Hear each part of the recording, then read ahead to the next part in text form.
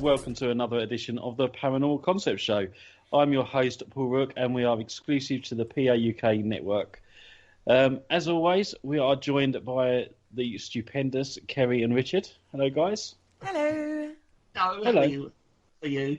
The stupendous Kerry Greenaway and the stupendous Richard Clements are in the house. Are in the house. I'm still getting used to that illustrious title. Oh, you might be, but I've well worn the edges of that one. Well, I'm just getting the letterheads printed up with it on, so, so I'm just taking it easy at the moment. I don't want to rush it. I've been using that wherever I've gone. Hi, I'm the stupendous Kerry Greenaway. So what have you two been up to then this week? You know what we've been up to. Yeah, you do. I know, so you could tell the listeners. We've actually been out paranormal investigating, or ghost hunting, I think the expression should be. We've actually been out we've actually left our desks, we've left the internet alone, and we actually went out into the field. And we went to a very secret location called Kelvedon, secret nuclear bunker. And we went there for the evening. Public investigation, really great night, great bunch of people. We was able to go off sort of in our own little group, as well as the public doing their thing, with their leaders and stuff. Brilliant night. Thoroughly enjoyed it. I haven't had a night out investigating, obviously, because of the situation this year. So it was really refreshing to get out. And into the field again. It was a brilliant night. It was great. And in our group, we had a couple I'm glad of you enjoyed it, and especially with my team. Well, there you go. So big up Phoenix Paranormal. I have to say, I will big up Phoenix, because considering the circumstance and all the extra measures that have to be put into place to paranormal investigate, we have to do bubbles of so we've done staggered entry. So you got your bubble of investigations, as it were, and then you stuck to your bubble. And in the hub, every bubble had their own table, and we had to wear masks in the hub, obviously. But when you was out investigating, everyone stuck to their bubble and cleansed, and everybody was brilliant. All the guests were brilliant, very understanding about when they could wear their masks, when they couldn't. They had to clean after themselves. Do you know what I mean? Stuff like that. Everybody was so good, and it was so well. It was like a well-oiled machine, considering it was your first event out after, with all the restrictions in place. And it was a really, really interesting evening. And we got some really interesting things happen. Great results on the Ouija board that were verified by people in the public group. Fantastic table tipping went on with verifiable information coming through. Although it felt very personal to the people in the group, didn't it, to be fair, rather than the location spirit, I would say. But yeah, it was a really interesting evening. Yeah, I found it thoroughly enjoyable, and I don't think you can really go wrong with Kelvin and Hatch. It is sort of like an ideal location, and especially for the circumstances we are in and coming out of, it probably is one of the better locations actually out there to actually conduct an investigation with these restrictions in place. How did it feel as a boss? We did it really well, though. Yeah, but how did it feel as a boss person with the restrictions? Because that's a lot of information, isn't it? It was a lot of hard work to put it all together and make the plans. We just had like a meeting with the managers beforehand, just to ensure that everyone knew what they were doing and when they were supposed to be doing it. And it came off really well. I thought it was really good. Yeah, I thought it went very smoothly. Yeah, it's a lot of hard work behind the scenes, but they managed to put it off. I'm proud of the team. And if anyone does want, after that glowing report, if anyone does want to come out with us, the website is www.phoenixevents.info/paranormal. Cool. Yeah. And you never know. You might see. Nearly forgot it then. You did, didn't you? Yeah. And you never know. Well, you'll definitely see Paul and his psychic Lucy. You never know. You might meet me and Richard as well if you come along. You never know. Yeah. You never know. No, we don't want to frighten them off too early. I don't know. A bit early for Not that. straight away. Anyway. I had to put a warning out beforehand. So in regards it was really good. We got some really good activity in places, and as you said, some personal messages were given to some of the guests. So yeah, it was a good night, really good night. Good night had by all. So what did you make of some of the activity we got? Because as I say, I was part of a Ouija board experiment, which I have to say, a couple of people, the public, were a little reticent to go on the Ouija because they'd had bad experiences, generally generated from when they were younger, when they messed about with it when they were young. And then the education part comes in, and then, they got on the board, and that went really well. And actually, there was verifiable information came through. It was linked to one of the people. It was like a message for a person that was in the group, who wasn't actually on the Ouija board, funnily enough. And we was like saying, right, point to who this is for. And it did. It pointed right to who it was for. It spelt the name out, spelt a year out. So it said the relationship that the person was for, and said, right, so we was like, well, what do you want to say? Just say, remember me, came out. And I thought that was absolutely astonishing, because the bloke was like, I don't know how that's happened. I don't know how, because we didn't know this bloke from Adam. He's a member of the public that booked through the website. So we don't know him. So none of the team could possibly have known this. I certainly didn't. I didn't meet that man before ever. And I was on the board. And I know two of the people were people, although they was part of the public, they weren't part of his group, if that makes sense, like his circle. So they wouldn't have known. And he was like, oh, my God, I've got to, go and tell my dad, and I'm sure my dad will verify it and stuff. So we're waiting to hear back on verification on that. But he was linked to, really interestingly, and this is a common mistake that a lot of people make with Kelvin and Hatch, he was actually linked with a war link going back to the Second World War. Right? Yeah. But Kelvin and Hatch isn't a war thing, it's civil service. No, that's right. Yeah. So it was really interesting to me that came through when a lot of people make that mistake about Kelvin and Hatch being a war thing. I do think as well sometimes that you bring the spirits with you, and especially if they've got the war link. I mean, let's face it, most grandparents and great-grandparents have got that link. Yeah. But I think when obviously they come through because they know that you're going for a ghost hunt and you want the spiritual contact, and that's a point of contact that they can make as well.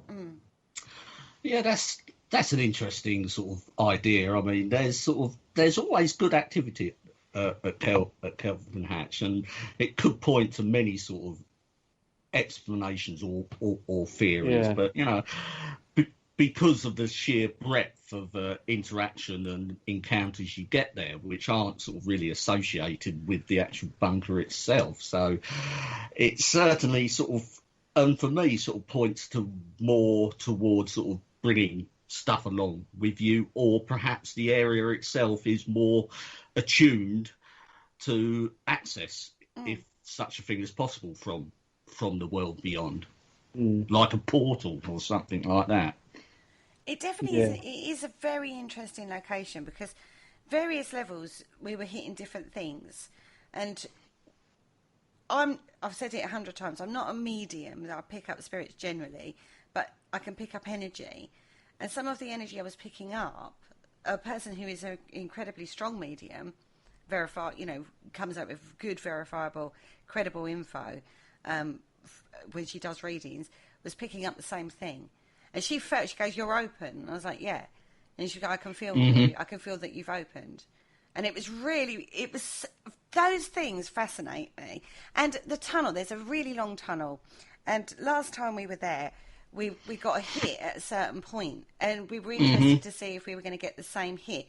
A dowsing hit, this was. And we got the same dowsing hit in the same spot. We so need to go back in the day and have a look at up the top of where we get the hit to see if there's a water source or something above ground that is causing that to happen. But even somebody who was totally a total novice at dowsing got it in the same spot, didn't he? Yeah. I sort of went down and re-dowsed the area, got the hit in the same place, and then sort of Darryl went down and he got a hit in the same place with his first ever sort of real field sort of investigation with dowsing rods. So that quite was quite telling, I thought. Plus, I was sort of speaking beforehand, sort of privately, with a few friends on the internet, and through messages saying I was going, and I was getting lots of things of what to look out for and stuff. And the thing with ley lines came up, and someone sort of got a sense of ley lines at the location I was actually going to go to. And I sort of spoke about this to someone else, and she said yes, and I got that there as well, but I won't tell you where it is.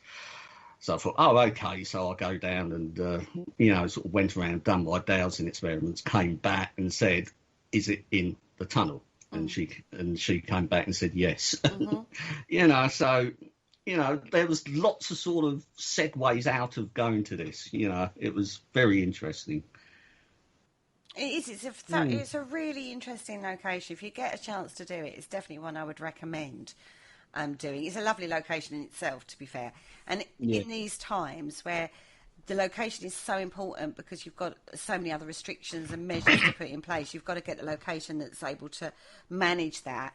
And I would say Kelvin and Hatch is a good one to do, because you've got 3 levels. You can split your public group into 3 section bubbles, and keep your bubbles, you know what I mean, and put those restrictions in place. Yeah, I think it's a really good little location, and that's not that little, is it? But, it's a really good location. But, no, well done, Paul. That's all I'm going to say. A little clap for you there, because you did a fantastic job. And I know you were nervous because it was your first event coming out of COVID.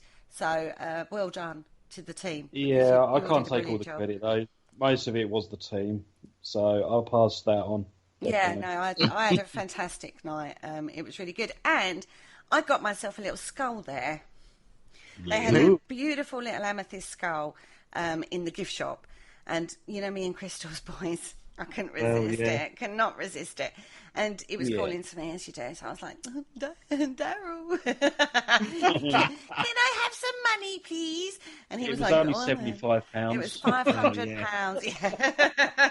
And so I acquired a new skull. Absolutely fascinating skulls in their own right. And this is the topic of tonight's show, or today's show, should I say.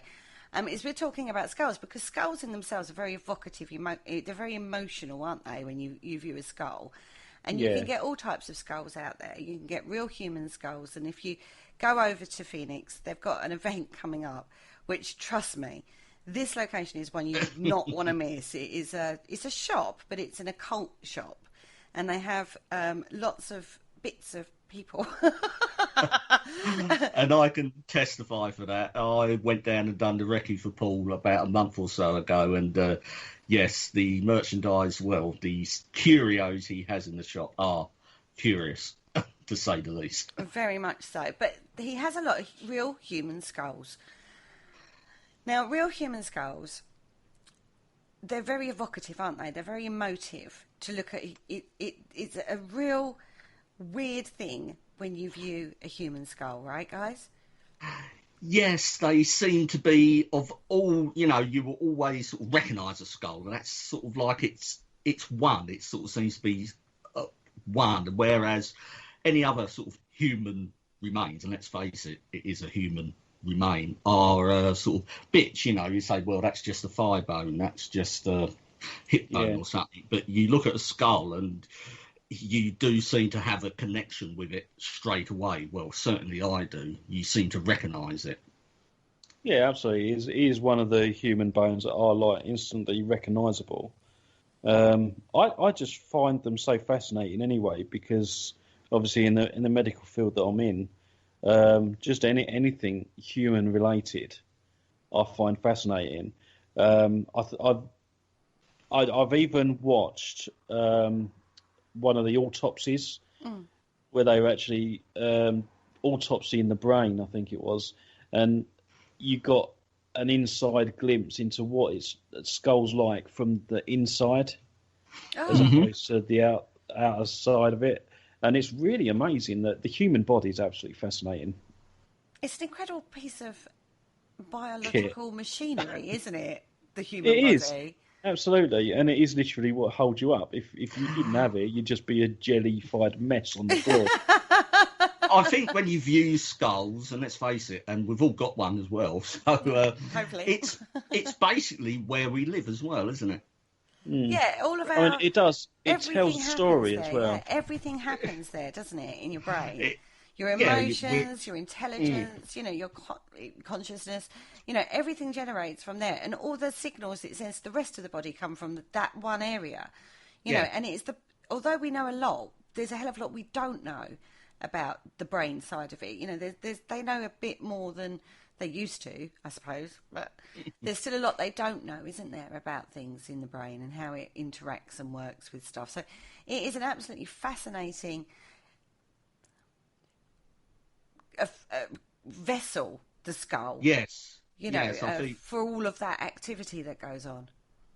I think, and as you said, Kerry, we still don't know a lot about sort of like the mechanics of the brain, but at least with the skull, you have the vessel of it, you know, where it's all carried and stuff, which I find quite fascinating. And crime as well. They used to look at the skull. We found this out when we investigated, a few years ago now, the True Crime Museum. There's a thing called phrenology where they look at the bumps and the formation of the features and stuff, and they thought that they could work out psychopathic traits and character traits from bumps and lumps and formations of the skull, didn't they? Yeah. Yeah, that's right. And I believe there's even are there sort of psychic readings you can do by looking at people's heads and feeling them as well. Yeah. So it's a fascinating topic. Marley's agreeing or not agreeing. Of course. Not quite sure which way round he's going with this one. Or maybe it's just the topic of skulls he's not too happy about. Or it's a bone and he's quite excited. Or it's a bone and he's quite excited. And when you go, if you want to buy a real human skull, they're loads of money. They're not cheap. No. They're loads and loads of money if you want to get your hands on a real live and kicking human skull, as they say. Now, we actually in the UK have something that is very unique to the UK, which is the myth. I'm going to call it a myth because I've never actually encountered one myself, of a screaming skull. It's really unique to the UK.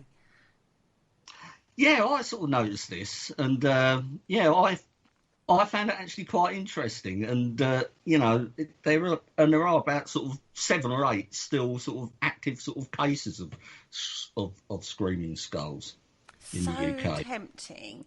Well, basically, a screaming skull is basically somebody who has an attachment to a property, and then if you remove the skull from the property, then all sorts of hell breaks loose, basically. Massive poltergeist activities or audible screams are heard, which is hence the name Screaming Skull. And there are cases of this still around, you know, where the skulls are still in situ because to remove them it's caused so much trouble. Tempting, so tempting to go to one of the properties, remove the skull just to see the activity, if there is any, or whether or not it is just a myth, an urban legend type thing. But there are stories of this around the UK, and you know, this is one of the ones. I've actually been close to a location that's said to have a screaming skull, and it's in Kent, a place called Reculver Towers, and it's like an old Roman church, and all that remains now of this church is just 2 towers and a bit in between, and it said that when archaeologists dug around the place, they found children's skulls, and obviously they removed them and put them into another church, consecrated ground, and gave them a proper burial. But he said that you can still hear the screams coming from the church. I mean, looking at it logically, it's on a big hill, you've got lots of wind around, and I think the towers act as almost like a whistle, almost. So I think when the strong winds are up, it creates like this sound that's more like screaming. Yeah, we actually visited there, didn't we, Paul, on a road trip, and that was a windy day. I must admit, I was going round. Not that I heard any screaming as such, but I can see, you know, it is very prominent, right high on top of a cliff. So, and at the bottom there was a caravan park, and I used to have a caravan there. So you know that site very well. But that's a fair point, though, isn't it? It could be a leap of assumption because when one of my windows has actually got like a crack in the seal, and if the wind hits at a certain time, it does give it a sort of like ooh kind of noise that comes through, and we know what it is, so we know it's not. But if you had an old property with this myth and legend surrounding it, it is an assumption that you could put on it that it's the skull. It's the skull talking. It's not. It's the wind through the seal in the window, or like you said, the acoustics could be going through a crack, causing a noise that is a weird, different noise in the towers. It could be that has built the legend up around this situation. Yeah, absolutely. So let's take a look at a couple of these screaming skull tales because they're fascinating in their own right. To be fair. So first of all, we're going down to Dorset. We're heading all the way down south to Dorset, to a place called Bettiscombe Manor. Ooh. It's a beautiful property. It's a manor house. I bet that's nice there. Yeah, lovely part of the world, Dorset. It is actually a beautiful part of the world. Now, there are different versions of this story. You can find different versions of this out there. So we'll go with a couple that we found. Frederick Pinney, right, lived in Bettiscombe Manor, was banished to the West Indies in 1685. Something to do with the English Civil War. But he managed to come back to the UK, and he brought with him an African slave. Yeah. Right? Not very happy. Didn't survive very long, but his dying wish was that his body was returned to his native land, right? Obviously, he's not going to be very happy. He's an African slave that's been taken away from his country into this cold, horrible, rainy, miserable, although very beautiful country as a slave. I mean, come on, he's not going to be very happy, is he? And obviously, his dying wish was to be returned to his native land. Well, let's not going to bother with that because he's a slave at the end of the day, right? Yep. So he wasn't done. That wasn't done. He was buried in the local churchyard. Now, immediately after he got buried, groans and other terrifying noises were said to be coming from the grave. Now, John was forced to remove the corpse from the grave, and then he stored, as you do, he stored it in the attic. Now, obviously, over time, the body crumbled and deteriorated, and then all that was left was the skull. Right, so this is where the skull comes from. Now, many attempts have been made to remove the skull. It's been thrown into a pond. It's been, all sorts of ways and means of removing the skull have been tried. But every time that they do, they get screams and groans. Are you all right there? Are you going to finish the story for me, or are you going to just be quiet? Anyway, screams and groans have been heard in the house. So they've dug the skull back up and brought it back to the house, and apparently the activity stops. Right. But in 1963, the skull was allegedly examined by a pathologist. A pathologist, that's the right word. And it was determined that the skull was actually between 3,000 and 4,000 years old, and actually from a European woman. So that doesn't hold water with the African slave story at all. No. It's odd. I mean, the first part of the story is plausible. When he was sent to the West Indies after the English Civil War, a lot of people were, especially royalists, who were defeated. A lot of prominent landowners who didn't sort of fall in with the new regime were deported basically to the West Indies, and some of them did come back during the Restoration, and quite possibly would have brought back some of the servants and slaves with them. That part of the story is actually quite plausible, but then as it goes down, it sort of falls into a more sort of a legend type sort of scenario, which sort of seems to prop up. I mean, a lot of these tales of screaming skulls do tend to follow a certain narrative.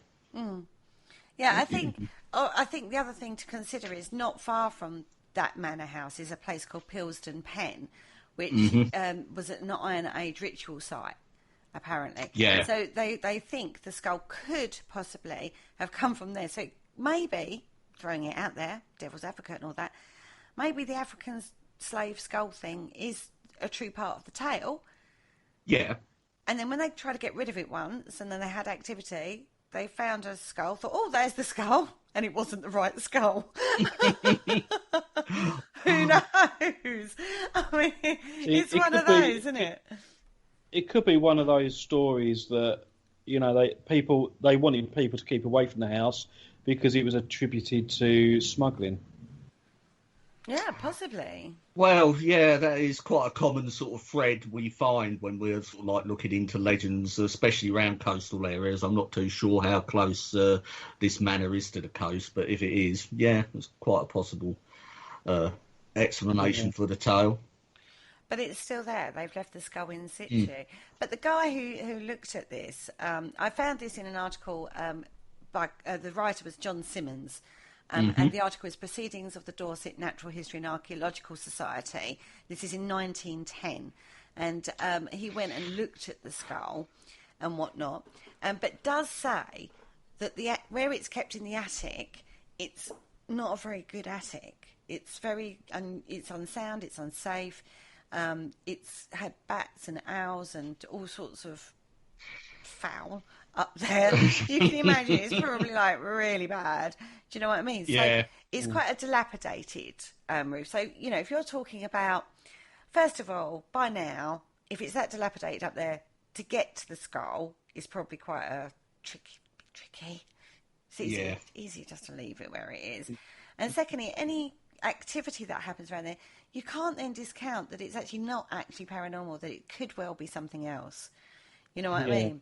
And who knows? I don't know. It's one of those, isn't it? Yeah, it's sort of, it's 6 of one and half dozen of the other. You could sort of like, you know, you can make a blanket statement saying, well, it's stated that the loft was full of all sorts of bats, pigeons and stuff like that, and sort of just make a sweeping statement and say, that's what it is. That's what's causing the noise. Or, you know, or you can look somewhere else for it. But I generally think there was a skull in situ. It was probably a curio, which a lot were collected back in the day by people, and probably a local curio at that, and a story was sort of overlaid on top of it over time.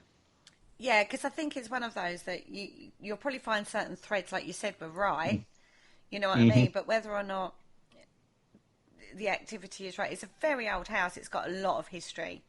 Yeah. To it, Bettiscombe Manor in itself, it's a fantastic property, and it's had lots of different owners, and it's had lots of different stories, and the whole area, what with the ritual area, the Iron Age ritual area, you can understand, can't you, how sort of like a story builds up around it, but it doesn't change the fact that it's a really interesting tale, and one of those unexplained, very rare, little, typical UK ghost story kind of tale, isn't it? It has all the elements in it, and I love it. You know, it just, you know, it's folklore, isn't it? It is good folklore, prime English folklore. I would still love to go to Bettiscombe Manor and actually see it for myself. Oh, of course. And take it out of situ if you could, and see if the activity did happen. That would take be it awesome. down the road a bit. Yeah, just put it outside the door and see what happens. That would be awesome. There is another very famous case. That's the Burton Agnes Hall. Now, Burton Agnes Hall is, again, this is all around the same sort of time period. The lady, Catherine Griffith, died at Burton Agnes Hall in 1620 and is actually reputed to haunt the Queen's state bedroom. And what colour she is? Is she a white lady, a blue lady, a grey lady? I don't know. Yellow lady? Yeah, who knows? Who knows? Well, the story goes that Anne has watched the building of the new house and can talk of nothing more than that. It was the most beautiful house ever built. And then when it was finished, Anne went for one afternoon to visit St. Quintin's at Harpham. This is so posh, isn't it? St. Quintin's at Harpham. Oh, my new house. Talk about my new house that I'm having built. It's going to be the most beautiful house in the UK. But that's about a mile away, and near St. John's Well. Now, she was attacked and robbed by ruffians, and she was brought home to the Burton Agnes, but was actually so badly hurt that she died a few days later. But of course, let's remember, in the 1620s, us girls were a little bit more nervy, I suppose, than we were then, and, you know, more prone to hysteria. We died of just like, oh, yeah. oh dear. Anyway, throughout this period of time where she was recuperating before she died, she was delirious, sometimes sensible, so she was in and out of consciousness by the sounds of it. And she told her sisters that she would never rest unless part of her could remain in our beautiful home as long as it shall last. Oh, I think I see where this is going. And she made them promise that when she was dead, her head should be severed and preserved in the hall forever. And to pacify her, they agreed. Of course they did. She's on her deathbed, for God's sake. Yeah. She's delirious. Just agree with her. Just agree with her. It's fine. And then behind, like, when they left the bedroom, going, did you hear what she just said? She wants to sever her head. We're girls. We don't do things like that. Anyway, she died. They buried her in the churchyard. Thought, yeah, that's absolutely fine.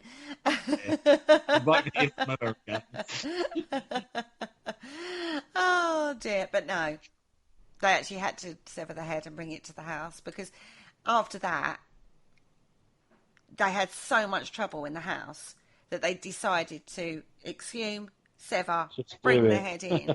And then every time that they've tried to remove the skull, hell breaks out. Right. Tremendous noise, upheaval, all sorts of stuff goes on. But what's happened is they put it into the walls of the house. So you can't view it, it's in one of the walls. And nobody knows for sure just where that is. All right. So it sounds like she was more trouble dead than when she was alive. Yeah. It definitely does sound like that, although who knows, right? But wouldn't it be interesting to go to Burton, Agnes, and see if you could, like, locate... How great would it be if you could go, find, or, you know, do a psychometry type big experiment with lots of different psychics, see if you can pinpoint where they think that it is, and actually be allowed to actually have a look, like knock a hole in the wall or something. I very much doubt they'll let you do that, but it'd be interesting. I'll grant you that. It would be, wouldn't it? Now, as I said, they think it's in the Great Hall. They think that's where it is, but they don't know for sure. Right.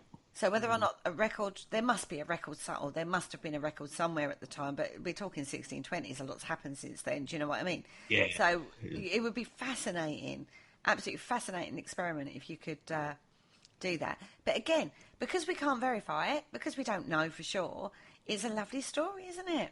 It is, isn't it? Yeah. And again, sort of, you know, a few elements from the first story we encountered, you know, sort of, you know, there's someone not at peace because the skull is not in its right place, you know, involving, you know, like a manor house and stuff like that, you know, interesting. Absolutely fascinating. Now, in 1996, David Clarke actually did a record of English, well, they call them guardian skulls rather than screaming skulls. He classed them as guardian skulls because this is another thing with skulls, is that they're supposed to be guardians. So they look after a property. So if you take them away from the property, or hell breaks loose until they come back, so they can carry on with their guardianship duties. Right, he recorded 32 guardian skulls, and a lot were missing. So when he was like researching them to see if they were still in situ or, you know, whatnot, some of them he was like, there's nothing now. Don't know what's happened to that, or the property's not there anymore, or whatever it be. 7 of those, including the Burton Agnes skull, had been walled up, and 10 remained on display. Okay. So interesting. Out of 32, they're walled up. Yeah, out of 32, 17 can be accounted for. Yeah. Ish. Mm-hmm. Although I would argue that because although you can account for them, you can't prove it because you don't know for sure, right? No. You've only got the ones you can actually see and physically sort of go and visit. I mean, the ones that are alleged to be walled up are just that, really, sort of anecdotal stories at best. Isn't there a famous skull that's, head? Is it? Who is it? It's one of the famous people that's in a wall somewhere that you can... It's like Oliver Cromwell. That's him. Well done, Richard. You saw exactly where my brain went there. Where's that? Can you remember where that is? That's in one of the Cambridge universities, I believe. It was. He was actually posthumously executed because after the restoration of the monarchy, they actually went and dug him up and hung, drew and quartered him and cut his head off and put it on a spike above Tower Bridge. And it stayed there for quite a while, about 20 years, I believe, until it blew down one night in a storm. And somebody actually retrieved it, and it sort of went on its travels. It passed through various ownerships, and it actually ended up with, I believe, an academic at one of the universities at Cambridge who sort of gave it a solemn sort of like burial in one of the walls, and to this day you can actually still go and see the actual plaque on the wall where his head is behind. So you can't actually see his skull? As far as I'm aware, no. Oh. But it is of all sort of like the heads that are alleged buried in places, that is very well documented, and it is known about. You know, that is certified as actually being true. Wow, interesting. But there's no sort of paranormal activity or anything like that connected with it. It was just somebody retrieved his head and shoved it in a hole in the wall. Yeah, and sort of thought he deserved a bit of a tyrant, but he deserved at least. I think he went to Cambridge University. I think that's where the connection is. You know, I think it was the college he actually went to when he was a young lad. Yeah. Mm-hmm. Oh, look, there's Ollie's skull. Back to Ollie. We keep coming back to Ollie, don't we? Well, they would have, when they sort of quartered people and cut them off, they would have dipped them all in tar, so it would have preserved it. That's so. Oh, it's not quite so lucky. Yeah, that was handy. Yeah. Did he still have hair? I believe so. Yeah, I believe it was still quite recognisable as Oliver Cromwell, because he did have a few warts, and I believe they're still sort of identifiable on his head. Well, he should have used a potato. He should have used a potato at a full moon and buried it like I did. Yes, which did get rid of your wart. Yeah, funny enough, it did. Yeah, there you go. Ha ha. The witchcraft there I told you about. Well, there you go. That was one night on one of our many discussions that we have, and it worked, everybody. All we're saying. But that's a whole different topic. So I can understand why you would want to put it in a wall, because let's be fair, the skull of your sister, in regard to the Burton Agnes skull, you wouldn't really want that out on display. So put it in the wall, get it out of sight, calms the activity down. She's got what she wanted in death. We've fulfilled her dying wish. Put it in the wall. She'll forever be there. No one needs to know. Done, right? So I can understand why people would put them in the walls rather than having them out on display. Yeah. Yes, this also harks to sort of people putting talismans and stuff around sort of thresholds and in sort of fire hearths and stuff, doesn't it? And I believe skulls were actually used for that as well, to ward off evil spirits. So there could be a connection to that. It is about protecting your space, isn't it? Your home space, you know, where you live and your family are. It's about that protection from the unseen forces. And various times, this is very going pagan witchcrafty, isn't it? Back into deer folklore and all that. They would honour those spirits. They would do things to worship them and honour them and to keep them happy, basically, so that they didn't disrupt your home. And also put protections in place around, so no evil spirit could enter any unwanted spirit. So, things like, that's why we see mummified cats and spell bottles and stuff like that still being found in old properties when they've renovated them or knocked them down to build something new. You know, we see that quite, even to this day. I think locally they knocked down a really old, it was a hotel, but it was an old hotel, but there had been an older property there before. And when they were renovating that, knocking it down to build apartments, they found something there. And they were like, even now, the builders were like, what do we do? They called the archaeologists in, obviously, you know, what do we do? And the archaeologist said, can you leave it where it is? Because the superstition of removing that is still prevalent, believe it or not.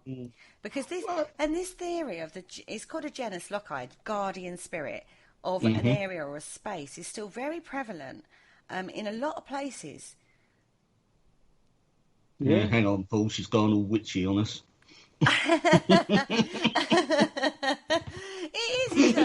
Yeah. witch on you.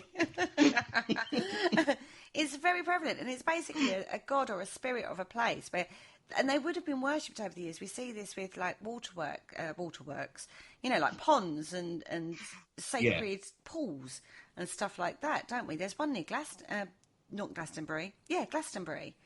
Yeah. There's one near there. There's loads of them around the UK that you can go. And over time, they got built into like little grottos or, shrines. That's the word I was searching for. Thank you, Richard. Mm. And it's all because of this guardian spirit of the place. And the waters there are supposed to be very healing.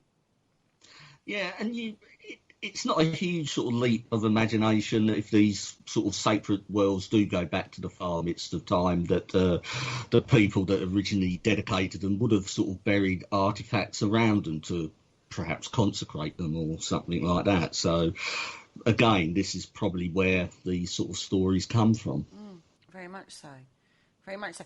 And also, don't forget liminal places as well, which is basically a boundary place. And liminal places can occur everywhere. Between where nature changes from, like you see it on the shoreline, you see it on thresholds, is a liminal place. Anywhere where you're crossing from one location into another or one element into another. These are called liminal places. And that is sort of where they say it's very thin. The boundary between realms is very thin and is entry points for spirit, effectively. Yeah, that's something I always notice doing my dowsing. I mean, doorways are a bit of a pain, actually, because every time you go through them, your dowsing rods will cross. But it's just sort of like, even the most mundane of buildings, I find they do it. So there's certainly something behind that. It's a crossing point, isn't it? Yeah. Even if it's from your kitchen to your hallway or something like that. I mean, I do it and around my flat, and every time. So, when we talk about the skulls that are out on display, you'll generally find them facing doors, on windowsills, hearths, in rafters, those liminal places. Yeah, sort of like they're the horizons of the mind, aren't they? They're the distant sort of places you see on the horizons, and you can walk closer and closer, but you never quite get to it. Mm-hmm. And how many churches and stuff that we see that are built out of bones? Well, yeah, there are a few. There's quite a lot of them as well, isn't there? Ones with ossuaries. Yeah, ossuaries attached, they're sort of, and these are sort of quite shrouded in a bit of mystery as well, and sort of like the most famous ones. Well, the most famous one, and obviously, is like the Paris catacombs, but although it's not a church, but but we do have a couple here in the UK which you can actually visit. So there's one down in Kent in Hythe, which I'm planning to visit hopefully soon. I believe they've lifted their restrictions, so you can actually go down and visit. And the Paris catacombs is a well-known place that has been investigated, and there's been weird stuff happen down there, right, Paul? Yeah, loads of stuff. There was a team quite recently that's gone down there, haven't they? I'm not too sure. I mean, I don't know whether they allow investigations per se, because I think the bit the public are allowed in is just a very small bit. It's basically the entrance and a few hundred yards in, but the actual catacombs themselves are very extensive by all accounts. Yeah. I've always wanted to go down there. Yeah. I know it goes on a lot further than what you see as a public, the public. I mean, you go down there, there's a restaurant down there, there's a cinema down there, and there's all sorts of things down there, isn't there? But the tunnels themselves go actually a long way out underneath Paris itself. And the bone bit is sort of like the touristy bit, I would imagine. Yeah, I mean, basically, I think the tunnels are old sort of mining workings, whether for chalk or something like that. And I think particularly through the Middle Ages and stuff, I mean, church grounds... It was limestone, wasn't it? Oh, right, yeah. But church grounds were very, like, restricted, and it was just a way of recycling burial plots. You know, you bury someone, leave them until they decayed, and go and dig their bones up, store them in the catacombs, so you free up space in your graveyards and stuff. And particularly sort of after plagues and stuff like that, there was sort of like a huge need for people to be buried on, and obviously, and particularly, and it was very important for anyone to be buried on consecrated ground. Because the belief system. Yeah. So they would bury you on consecrated ground, and I believe the belief is once you decayed, that was good enough so they could remove your bones and put someone else there. That changed, didn't it? Because they ran out of. Well, I know in the UK they ran out of space, particularly in London. There was an epidemic of some form, and they ran out of space, and they had to go out. And they built the great cemeteries outside, and Highgate is one of them. And you know, oh God, racking my brains on this one because we've gone off topic a little bit. But they did the 7 great cemeteries outside of London, which leads into the Necropolis Railway, which is a whole different topic. But that's another show. That's a different show. But in that time, they recognised that because they're running out of space for burial, they had to come up with an alternative option. Well, cremation became more acceptable. Yeah, this is sort of like the needs drive it, don't they? I mean, this was the start. The Victorians really sort of put in the municipal sort of graveyard. I mean, you would have a chapel attached. That would be your consecrated part. So you get over the consecrated, but you would actually acquire huge tracts of land just specifically for burials. Going back to the screaming skulls, it was interesting when we was looking at particularly the 2 cases we've looked at today. The era, it was the 16th century. Yeah, I was looking at that, and you know, I've sort of got a sort of like a little sort of theory. I mean, the 16th and 17th century, that was a great sort of era, sort of Renaissance time, and people were dabbling in sort of like the dark arts, and I think acquiring sort of human body parts really started to take off. And I'm sort of wondering whether, you know, sort of someone that would acquire like a skull would sort of make up a cover story for why they had it whilst they were doing their, I don't know, necromancy or something like that. But you know, that's just a little sort of side note. Possibly. But also around that time, you've also got to consider that mortality and life became very fundamental to them. They would look at mortality, and you know, we all have to die, don't we? At the end of the day, that is one sure thing in life. They say there are 2 sure things in life: taxes and death. So is it coming to understand that the process of death? You know, that if you look at the literature and stuff like that around at that time, there's a lot of death and dying in them. I mean, I know it was like a very mortality rate was very. He was quite young when you died, relatively to what we do now. I'm also sort of thinking, just off the top of my head, the 17th century was sort of like a crossing point. It was sort of like the birth of the modern era. It's when sort of people were exploring science and were finding out more, but you still had the spectre of death was still quite close, whereas in the Middle Ages, I mean, death was part of life and it was pretty much accepted. But during the 17th century, there was a possibility perhaps you could live longer and stuff, you know, if you sort of studied and sort of were quite knowledgeable. But there was always the spectre of, say, pestilence could just take it away. You know, I mean, again, and I look upon that as a liminal point in history, perhaps. I think the Victorians were quite into it even more so, weren't they? So I think maybe that's sort of where it grew, and then the Victorians took over with the whole the photographs. You know, when they used to do the death photographs, yeah, because they believed the photograph would capture the soul.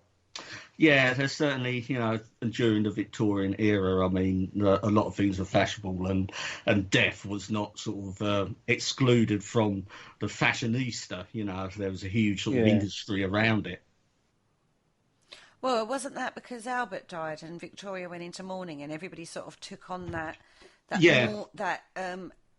mourning, and spiritualism at that time really took off as well. Parlour games and stuff like that really took off at the same time. Victorian era. Was very macabre, actually, when you look at some of the symbology. And the skull is actually one of the most powerful symbols, and was very much involved in that as well. Well, yeah, you only have to look at some of the sort of mausoleums around cemeteries like Highgate to get that impression. Yeah, definitely. I have to say, though, angels in graveyards freak me out now since Doctor Who. All I'm saying. I was fine with them until Doctor Who. There's your segue, I Paul. went to the exhibition with who was the doctor then? The old fella, Peter Capaldi. Oh, right. And as you go around, there's a section with the angels, and you have to collect a crystal that's in one of the angels' hands. And because there's like animatronics and stuff, you just think that it's going to grab you. Grab the crystal. And they were like, can we have a brave volunteer to go and grab this crystal? And like everyone's like, no. It can have the crystal, everybody. Yeah. But it shows, doesn't it? Yeah, you just go around going, well, I'm not really that bothered. Yeah, I can buy one in the gift shop. It's fine. Yeah, exactly. But it kind of the skull itself. I mean, we've gone on to angels, that particular one. They're in Black Gang China as well. I decided to point that out. I was like, oh my God, they've got angels here. I'm moving on quickly. Even the Isle of Wight's not safe. No, not from them angels. Anyway, going back to skulls. They do invoke, when you look at skulls, caution and fear, don't they? Yeah. Well, yeah, I think one of the most iconic sort of symbols of a skull would be the skull and crossbones, the old sort of like traditional pirate flag. But you look into the symbology of that, it's not as macabre as what it sort of like appears to be. I mean, that is sort of like a Masonic symbol. And I think, the skull, obviously, I think, represents wisdom, and the crossbones does represent something else. I'm not too sure what exactly. Yeah, I can't remember what the bones were for, but the skull is supposed to be the head of St. John the Baptist. Yeah. Going back to relics. Well, that goes back to the Knights Templar. Yeah, and particularly, and if you think about it, sort of like you look at old traditions of skulls, folklore and stuff, there's a thing of skulls, and the relics, which involve skulls, it's just the church's acceptance of sort of skull worship, isn't it, in certain areas. So it's a very old tradition which has survived throughout the centuries and has been adapted to various belief systems that have evolved. Very much so. It is a weird one, isn't it, when you think about it? You're taking a head of a person. Well, yeah. And worshipping it or ritualising that in a funny kind of way, or showing it reverence. Because even if it's a screaming skull that's, if you don't take it out of the property, there's a fear there. Caution, you're going to get, unexplained activity, and the skull's got to remain in place. But also, it's like a guardian of the place as well. It's like not a negative thing, even though there's that fear and caution that's linked to it. It's a very strange. It is a very strange thing. You can look at this from so many different angles, and the symbology of the skull is just crazy when you think about it. You can look at it in so many different ways. You've only got to look at the festival of the Dead. I can't remember what it's called in Mexico. Yeah. For the Dead, isn't it? Yeah, I think it is the Festival of the Dead. Yeah, it's called Muertos something or other, isn't it? Oh, yeah, made famous by Bond, wasn't it? Oh, yeah. That was the best opening sequence of Bond ever. Funny enough, and that was on my Facebook feed as well this morning. Oh, was it? Yeah. Spooky. Yeah, some spooky coincidences. And my image of the day was the platform of skulls at Chichen Itza in Mexico. So, there's all these little links coming in. The Dia de Muertos, that's what it's called, Day of the Dead. Well done. That's what that's called. Sorry, I knew it'd come to me. Because it is just so evocative when you think about, even just that, just think about that opening sequence with all the, with the bones and the skulls and that. It's very evocative of a celebration to do with, your relatives, your ancestry is a representation of your ancestry in, okay, so we're taking the bone part of it, but that is it, the essential part of acknowledgement of your ancestry, and that they are still the things that they did in life still need to be revered and acknowledged, and that they still have influence now. Yeah. And I think another thing with a skull, you look at a skull and you know exactly what it is. It can't be anything else. But you look at other parts of the human sort of skeleton and stuff like that, it could be anything. There's no sort of personal sort of touch there. They're just a pile of bones. But the skull, holds, you can definitely tell that was someone, at one time. Well, it can tell quite a big story as well about the person that it belonged to, like their diets in particular, whether they were meat eater or herbivore, even down to how they died. Did you get cracks in it and something? Well, yeah. I know you can get that with the rest of the bones as well, but yeah, you can even tell whether they've got like gum disease and other issues with their teeth, and it's not just a skull; it's so much more. Oh, totally. I think it, like I said right at the top of the show, it's one of the most evocative imagery or evocative idols that you could use or work with or see or whatever, and when you look at some of the imagery that's out there that's got skulls in it, it brings so many different aspects and perspectives to it. And and even today in occult work or, spiritual work, a skull is a communication tool of divination. It's a focal point for ritual work. And, when you look at various cultures around the world, even gathering heads, shrunken heads, there are so many different angles you can go down. But we wanted to look at the screaming skulls in the UK because they are specific to the UK. We couldn't find any elsewhere. And that is interesting. And it's good to have something we can call our own. Yeah, right? Yeah. It's ours. No one else is having them. Nobody else is having our screaming skulls. We like our screaming skulls. But when you look across the globe, you've got so many different... the skull is so important in so many different cultures. And is worshipped. Great, festivals are built around these. In Munich, there's a big mass procession to do with skulls. It's just crazy when you start looking into the whole topic. It's a massive, massive topic when we started looking at this. And it's like... we've referenced certain things like the Paris catacombs and the skull chapels that you can find around the... those are mainly in Europe more than anything else. It shows the importance of the symbology to do with skulls and how integral that is to our cultural psyche. Yeah. On that note, we're going to take a quick break. When we come back, we're actually going to delve a little bit more into the crystal side of things. We'll be right back after this.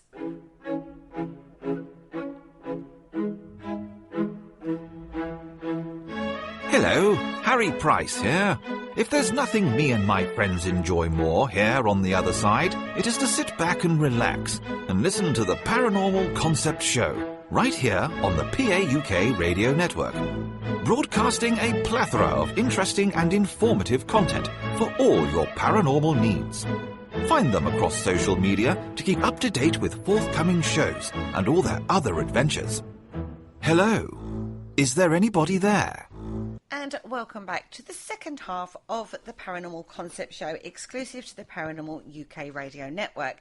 Now, this week we are delving into the big bad world of skulls, and we looked at the legends and myths surrounding screaming skulls in the first half, and now we're going to embrace something a little bit closer to home for me, which is the crystal skull side of things. Crystals, boys. Oh, lovely. Yeah, big box. No, I do like a crystal. Mm-hmm. I do like crystal skulls. Since knowing you, Kerry, and seeing some of the ones you get, they are quite cute.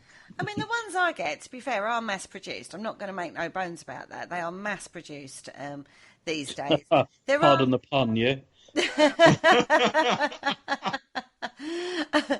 But there are certain crystal skulls that are massive. They're big, beautifully carved quartz skulls that are out there. They're well known. We've seen them. But the legend of the crystal skull is something that kind of sings to my Paul's soul. With one of, and actually all of us, it captures the imagination, doesn't it? Because we've seen it. Oh, hello, I'm banging things around now. In films and whatnot, Indiana Jones and the. It has aspects of everything, and as you say, Kerry, Indiana Jones, the Paul will be all over this. For me, sort of like Mysteries of Atlantis and Lost Civilizations. I mean, that really gets me going. That floats my boat. Exactly, because there's lots of other theories, not just like aliens either. No. There was one theory about the Atlanteans. Yeah. Go into that a little bit later. You certainly will, because this is a legend that crosses many cultures yet again, and it's the crystal skulls. It goes from the Mayans, the Aztecs, the Native Americans, various indigenous people around the world. Oh, even, like you've already said, Atlanteans, Lemurians. That's more in the philosophical and metaphysical world. Yeah. And these legends are passed down. The legend of a crystal skull, and it is fascinating when you start delving into it, but the more we delved into it, the more we were like, weren't we? Yeah. Yes. We sort of come up, and plus, as we sort of had to admit to ourselves, it can be very confusing as well, can't it? Because there's particularly three main skulls, isn't there? Which there seems to be a lot of similarities between their stories and stuff, and it can get pretty confusing which one is which. Very much so, very much so. Now, for me, the iconic imagery of a crystal skull is obviously the opening sequence of Arthur C. Clarke's Mysterious World. We spoke about that a few weeks ago. Yes. And that is supposed to be the Mitchell Hedges skull, which is a legend all into itself. We'll come to that in a bit, is what we'll do. But the general legends regarding the indigenous cultures all tend to be around the number 13. 13 skulls, 13 crystal skulls, when brought together, will be a time of awakening and a massive download for the awakening of human consciousness, right? Yes. Basically. Mm-hmm. And according to a Native American, the skulls were kept inside a pyramid in a formation of tremendous power known as the Ark. And the Ark was comprised of the 12 skulls from each of the sacred planets, kept in a circle, and the 13th skull would be in the middle of the formation. And all the skulls are the collective consciousness of all of the worlds. And when they join up, they will link all the knowledge of all the sacred planets in one place. And that's what the basis. That's the basis of the Indiana Jones movie. Based on a real legend that's been passed down from, indigenous cultures across the globe. Yeah, I'm very interested in the number 13. I know it sort of does have a numerological sort of like an attributes and attributed to it, and this does, from my sort of standpoint, it does sort of ring a bit of sort of like a solar cult around this, sort of being the 12 signs of the zodiac, with the 13th being the sun in the middle and everything revolving around it, and the zodiac containing knowledge and stuff like that. I mean, your sort of explanation there, Kerry, earlier, sort of jumped out at me when you said that. I thought, this sounds familiar.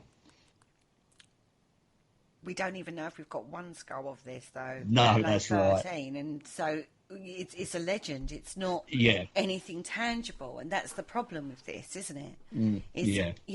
If these skulls are real, then you would have thought at some point at least one would have been found by now. Some argue one has been found, but well, like I say, we'll come on to that in a bit. Now, it is very different this perspective of the crystal skull is very different, because there's prophecies and all sorts. Right now, I'm going to read you the prophecy. This is a Mayan priest shamanic prophecy type thing, and it says, the prophecy says, now is the time of the awakening. This is your job now to awaken. The veil of 9 hells is past, and the time of warning has now arrived. It is time to prepare for the age of the 13 heavens. The time of 12 Bacton and 13 Ahor is fast approaching, and they shall be here among you to defend Mother Earth. The prophecy says, let the dawn come.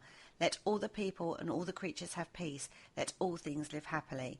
For the love must not only be between humans, but between all living things. We are the children of the sun. We're the children of time. We are the travellers in space. May all the songs awaken. May all the dancers awaken. May all the people and all things live in peace. For you are the valleys. You are the mountains. You are the trees. You are the very air you breathe. Now is the time of return of the grandmothers and grandfathers. Now is the time of the return of the elders. Now is the time of the return of the wise ones, and the wise ones are all of you. Now is the time to go out into the world and spread the light.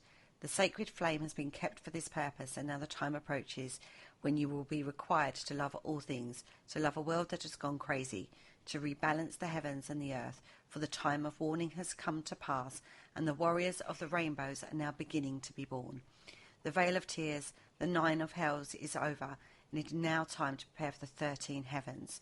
The ancestors are returning, my brothers and sisters, and we do not have long. Now is the time that prophecies will be fulfilled. And this, the 13 heavens, is a reference to the 13 skulls. Right? Mm-hmm. Read that prophecy as you will. It kind of makes sense. It does, but I'm going to say, but it was written by man. Time is a man-made concept. If we're supposed to believe that this is aliens, they're not going to know what time is. Or they've got their own concept. Yeah, Well, they'd have their own concepts, but it wouldn't be called time, would it? That's a really huge assumption. Yeah, but that prophecy that Kerry read out doesn't really it doesn't suggest aliens anyway in it. It just but it uses the word time quite a lot, and yeah, as I said, time is a man-made concept, and it's guided by the fact that we're moving around the Earth, around the sun, and the Earth's revolving as well. So, time on each planet is going to be different anyway. So they must, if it is an alien sort of issue, then they've got to have some sort of universal time as opposed to a planetary time. So it wouldn't be time as we know it. But you've got two different philosophies there, effectively. You've got a Native American philosophy and then a Mayan prophecy. You've got two different cultures basically talking the same thing. 13 being the number, 13 being the key, of coming together, all those 13 things coming together and creating this massive knowledgeable download from planetary forces, if you like. It's a connection between not just us, but from us. But we need to be ready for that as a planet. We need to make that. Yeah, there are other civilizations out there, obviously, that has a astrological outlook to their religion. I mean, even like the Norse, that they had the 9 realms. So their figure would be 9 as opposed to 13. Yeah, I think if you strip any sort of religion down, it always does come down to some sort of solar aspect to it. I mean, that is basic religion. The basic concept of religion always seems to be solar in concept, which is quite easy to understand, really, because you would have run your life by the changings of the seasons and stuff, and what particular stars rise when. You would wait for them to rise to know, it was a certain time of the year to go out and plant your crops and everything. So, and particularly with the Mayans, I think their concept of time was a lot different to what our concept of time is today. They had a cyclical calendar which run on something like 25,000 year cycle. I mean, can you remember all that furore when 2012 came around? Yeah, absolutely. And that was linked to the Mayan calendar. But they said on that, there wasn't, because it was stated as like the end of the world, wasn't it? And, and now they've re-looked at that, and they think that was a misinterpretation. They think it was the end of an era, like an end of a time. Yeah, that's right. A cycle. Yeah, but, the conspiracy theorists got hold of it, and they loved it, and distorted it all out of proportion. Are you talking? You could also interpret that. Things, Richard. Well, never. Me? You could also interpret that to be like the COVID situation that we've got now, the pandemic. It's almost like a catalyst to a new way of life. Or in regards to this, they said the time of warning is over, obviously, but maybe this is the time of warning. Maybe we are. Ice cream, anybody? Yes, please. 99, please. Well, that's it entirely. I mean, the whole warning thing would be the pandemic. Yeah. And now we have to change how we do things. How we live. I mean, it's been very noticeable, the environmental changes, and the whole COVID thing has helped the environment. So we want to keep that obviously going. So we're going to have to change the way we live. Again, in all religions, I mean, and their sort of narrative does usually end in a time of tribulation before a rebirth. I mean, and even Christianity, the Bible, sort of like you have Revelation and all sorts of dreadful things are going to happen just before the Enlightenment comes, the second coming, and it's all going to be sweetness and light after that. So again, and this is another sort of thing that seems to run along all different sorts of belief systems throughout time. And like I say, we don't actually have. If this legend is true, the 13 skulls come together, 13 crystal skulls come together. Now, you would have thought at some point we would have at least one of them, one verified kind of skull, but we haven't. When we looked into the skulls that we have got, none of them are verified as being particularly that old, really. No. And tests have been done. I mean, the British Museum did a study which pinpointed the manufacture of most of the skulls. Now, nowadays, you can get crystal skulls everywhere, right? Yeah. And you can get some massive skulls. There's some fantastic carvers out there. Leandro is one of them. Leandro de Souza is a fantastic crystal skull scullery person. I don't know what the usual term would be. Crystal skull carver. And he does some amazing carvings, incredibly expensive, but he does some amazing, massive ones. But they're modern. Right, so what we're talking about here is if these skulls were born from a legend, they were real and it born a legend. These are old carved crystal skulls, so you would be able to tell, because obviously carving methods, we know that evolution of carving and polishing of these things. Do you know what I mean nowadays? So majority of everything you see on the market is modern carved. What I managed to source are all mass manufactured. They're not hand carved and hand polished. I'd love them to be, but I don't think, pretty damn sure that they're not. And most of these are produced from Brazil, China, Germany, those kind of places. The interest from a metaphysical kind of side of it is in obviously the crystal it's made from, and also the belief system and the symbology that's linked to the skull, right? It's not the legend that is born out of the 13 skulls. There's a very distinct difference between the two. It seems, not trying to put a dampener, I mean, we will discuss this more, it seems they've produced these skulls relatively modern times to fit this old legend.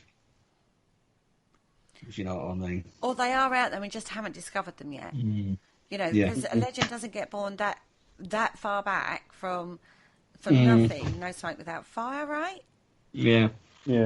Or is it just people have assumed they're the crystal skulls? Well, yeah, because in that prophecy you read out, it doesn't specifically state crystal skulls. No. people are assuming 13 heavens is an acronym for crystal skulls. It could not be. Whereas the Native Americans specifically state the skulls. It's one of those, isn't it, right? You can overlay and maybe come up with 500 when it's actually only 2, you know. But this is something that's still very prevalent. It catches the imagination. As I say, it's born films and books and God knows what out of it. Yes. But the skull itself, in regards to the Aztecs, was actually just a symbol of regeneration. That's what the skull represented to them. Mm-hmm. And like a professor of anthropology, Michael Smith, says he doesn't believe that they were supposed to have any specific powers. They were literally just a representation, an idol, in the same way as we have Jesus on the cross. He's not got any specific power. It's just an idol that you focus your worship toward. Yeah, because on Aztec sort of carvings on their sort of monuments, there is a lot of skull iconography, a lot. So that doesn't suggest it's particularly rare. It was very common, you know, so which will point towards, you know, it was just an everyday sort of thing for them. And we've already discussed how, you know, in the first half of the show, we've already looked at the symbology and the belief systems that link in the European era towards skulls. That's not going to be any different across the globe because it is such a powerful symbol of mortality, isn't it? Yeah. When you think about it, I mean, I think the other factor is if they are supposed to be sources of information, so when they're brought together, they release this information, and we have all this information coming down, and it links the consciousness of everything. It's got to have stored something in the crystal structure, yeah. Yeah. Well, I think that is the appealing part of crystal skulls, and everyone has a basic understanding that at least some form of crystals actually do, because we have them in our computers and stuff like that. They are sort of known to be processors. I mean, you know, and that sort of helps this along a lot, this sort of legend along a lot, especially in the modern era. But what we have in computers and TVs and stuff like that is actually manufactured quartz, which is piezoelectrical quartz, which does occur naturally, but not all the time. So it would have to be that type of quartz to be able to hold information and to transmit that information. But the quartz skulls that they've studied, the 3 main ones that they've studied, are not that piezoelectrical quartz. They're just normal quartz. Okay. Now, that particular side is very scientific. When you start looking at it, it's incredibly scientific. Lots of equations, lots of safety glasses and white jackets and stuff to explain that. And we would have to, it'd probably take 2 hours to explain that in itself, and a hell of a lot of research, which I haven't got time for, quite frankly, or the mentality to do that. But basically, when you squeeze certain crystals, such as quartz, you can make electricity flow through them. This is very basic, missing out huge chunks, right?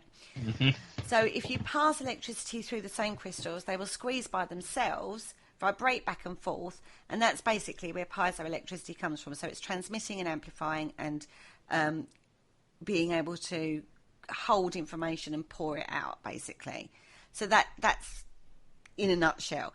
The skulls they've looked at haven't got that quality. No. And that is where the whole thing falls down, in my opinion. Because if they are the crystal skulls that are supposed to do this in the legend, then surely they would have to have that property to be able to transmit the information that's when they're all brought together for some reason. I don't know. You know what I mean? That in itself would be part of the scientific side of it that you would think. You go, well, hang on. It's got this ability. The quartz skull has actually got this piezoelectric ability to do it. Maybe there's something to it because it has that property. So if it hasn't got that property, then straight away it's not going to be able to do the transmitting of information that you want it to in the same way as we use it, like you said, in our tech.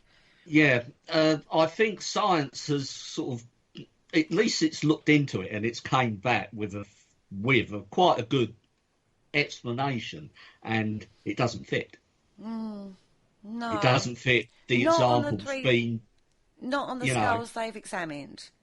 But like I say, we may not have yet discovered the skulls that are needed for this. Mm-hmm. Yeah. I mean, they're not going to be just placed anywhere so anyone can find them. No. Well, yeah, I mean... They're not just going to be found on the side of a road. No. No. Was it the Benson Hedges skull was tucked away, wasn't Benson it? Hedges. Yeah, Mitchell Hedges. that's the one. The fag Benson skull. Hedges are fags, yeah. Cigarettes, the Americans. We'll look at that how that plays out in a minute. But let's have a look at Max, the Houston skull. Now, this is the largest one, right? It's the Texas crystal skull. Otherwise, it's allegedly 36,000 years old. It was actually found in Guatemala. Was given to an indigenous healers, who then got it to an American healer, who became the Red Hat Lama in Tibetan Buddhism. He then gave it to a lady called Joanne Parks because her daughter was really ill. She had bone cancer, and she reckons that it extended the life of her younger daughter by 3 years. Okay. After that, she put it in the closet, in a box. Like you do. As you do. Yeah, it could just be one of those placebo things. Possibly. Yeah. Who knows? But a belief system then becomes in it. Yeah. Since we worked with this skull, this then happened, blah, blah, blah, right? And Mrs. Park says, and this was in a telephone conversation with The Edge, she said, it kind of telepathically spoke to me in dreams, and she thought she was going a bit crazy. That rock over there in that closet is talking to me. So she got to the closet, she could feel the energy pulling at her, and she said, you haven't, and she couldn't find it initially, but then she dug a bit further in the closet. She must have had a very big closet, is all I'm saying. And she found... Narnia. Yeah. Let's hope it wasn't her underwear drawer. If it was that big, she couldn't find it. And so she found it, and she said, I'm going to put you downstairs in the other closet. But she reckons that was the first time that the skull was actually trying to connect with her. Right. Now, anecdotal, isn't it? The skull allegedly was telling her to find a particular man who could shed light on its significance.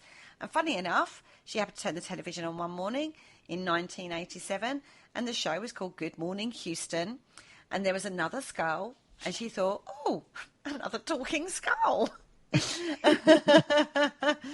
Now, the programme actually featured a group from the UFO Contact Centre in Arizona who had 50 objects in the van, and basically we're going to have a look at a couple of the objects, and one was an Egyptian bust, one was a crystal skull. She called the station and said, I've got one of them, thanks very much. And it was given to me by this monk and allegedly came from Central America. They were all over this. You can imagine, can't you? Well, yeah. Particularly with the legends surrounding it, because obviously it does tie into aliens and ufology, right? And they straight away went to her. They were like, you've got this skull. We're coming to have a look at it, right? Yeah. And they were joking and whatnot. And they said, she goes, look what she has in a box in the closet. And they actually said to her, you don't know what you've got, do you? And she was like, no, that's why I called you. Mm-hmm. So they took it to the Houston Museum, and they acknowledged that she's got something rare. To be fair, she has. It's a big crystal skull. They are, well, yeah. Back in these days, they were quite rare, right? Well, yeah, I mean, not everyone's got a crystal skull in the... and maybe skeletons, but not the skulls. They wanted to put it on display. She was like, no, I'm going to take him home. Right? So she boxed him back up, took him back home, put him back in the closet. Right? As you do. She assumed at this point that she hadn't found the man that she needed to find. So her instinct is telling her that this isn't the right avenue for what Max is wanting. Oh, right. So Max wasn't seeking fame and fortune then, obviously. No. Didn't want to go on display. Oh, no. No. Anyway, at this point, he told her that his name was Max. Right. So she was thinking, I've got a rock in a box in a closet that's talking to me, and he's just told me his name. Her husband must have thought, what's going on with my wife? Oh dear, here she goes again, away with the fairies. Yeah. Max kept on at her. This skull kept on at her. He told her to keep contacting the television station. to find out the name of somebody who would know about crystal skulls. And in the end, she was told about a guy called Nick Nosserini of North Carolina, California. Oh, sorry. Nick, yeah. Good old Nick, right? Now, he is one of the world's foremost experts on crystal skulls. He actually passed away in 2004, by the way. Okay. But he is noted for being the only person in modern history to have worked and handled 9 human-sized crystal skulls. Right. Now, she did speak to Nick over the phone, and he declared, you've got the skull with the white cap. Now, the white cap is a solid white portion of crystal on the side of Max's head, which is apparently where the original quartz crystal was growing. And Nosserino, whatever his name was, explained that with the white matrix on the top of the skull, it acts as an amplifier to all the other crystal pieces around it. So he's completely in belief system of this legend of the 13 skulls, right? So that was basically his thinking cap. Basically. But he made this conclusion just for a telephone conversation. Yeah. But he is an expert, so he does kind of know what he's talking about. If she said no, there's no white cap there. Well, yes, I can see that, but yeah, okay. But Nick Nosserini had a boyhood vision, and his vision envisaged one master skull surrounded by 12 smaller skulls, and the master skull contained all the wisdom and information of the other 12. So he wasn't a scientist per se, academic expert. He was technically a believer beforehand. Well, from a vision he got when he was a boy. Yes. Well, he had that initial belief, but then he'd studied it and become an expert. It makes me wonder if that's where the legend or the myth of the 13 skulls coming together comes from. Yes. I would love to know for definite. I mean, we've talked about the Native American guy. Where did he get that legend from? Did he get that from reading something that Nick Nosserino put out there? It would be interesting to me. Yeah. We would have to look into that a little bit deeper, I feel. But it does make me wonder if, because Nick started this 65 years ago and he died in 2004. So that you're going back quite a lot of years. Yeah. If you see what I mean. That would be a good research project, that. Yeah, sort of. It does make me wonder if that is where the original legends start from, or whether it is actually an ancient legend or not. So now we're starting to call into question even the original folklore, cultural, legends and myths that are supposed to surround this. Straight away, we've got this just coming out of one of the skulls, doubt being cast on the origin of the myth and legend of the 13 skulls. Yeah. Strange, isn't it? Interesting. Now, in 1996, Nick Nosserino was invited to the British Museum to participate in a scientific authenticity examination.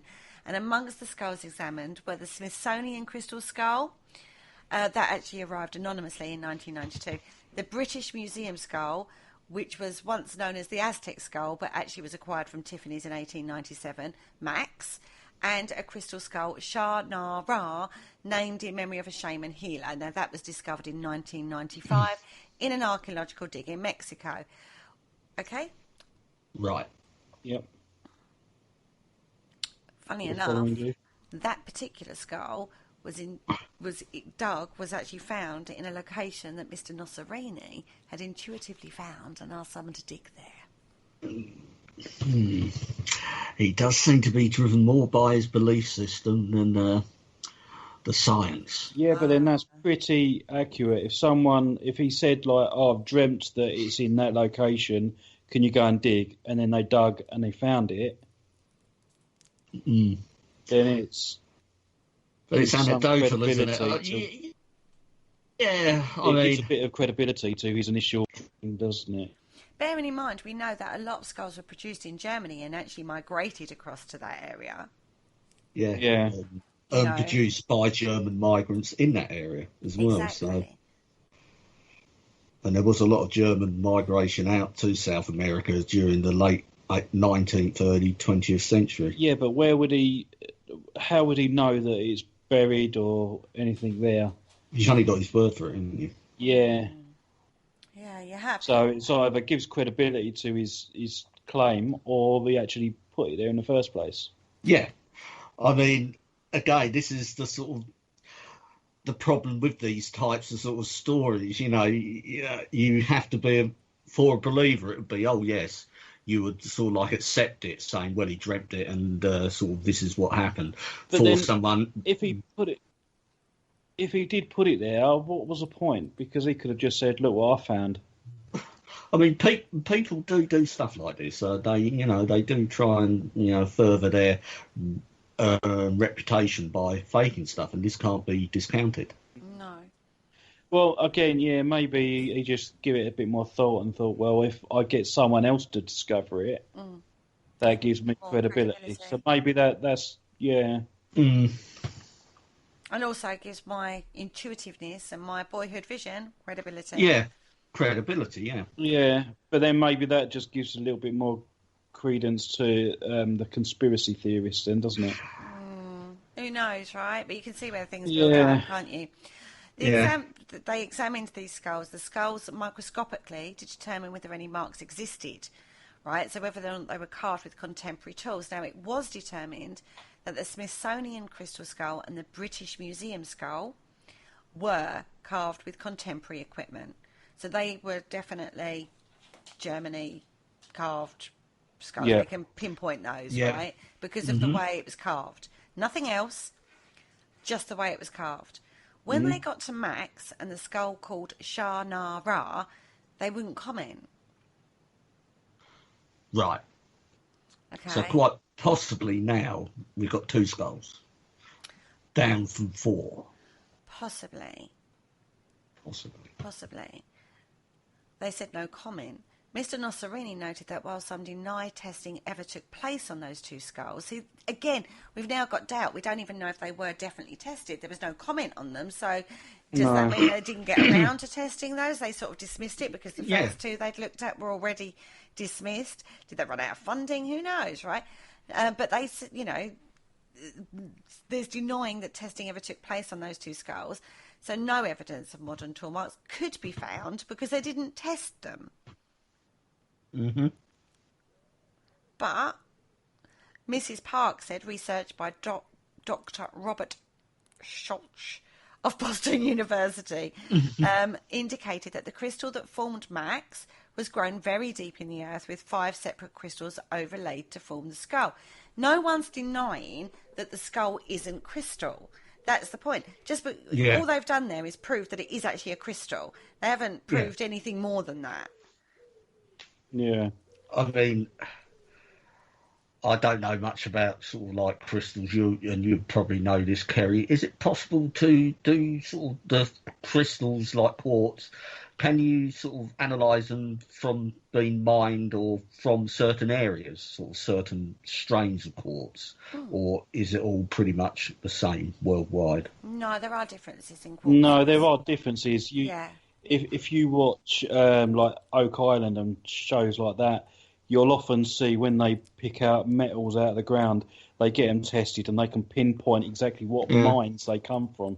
Yeah. I can't see why these scientists haven't conducted those tests to actually, surely, and that would be the first thing they would do. But the owners of the skull have to allow that to happen. Not only that, it's money as well.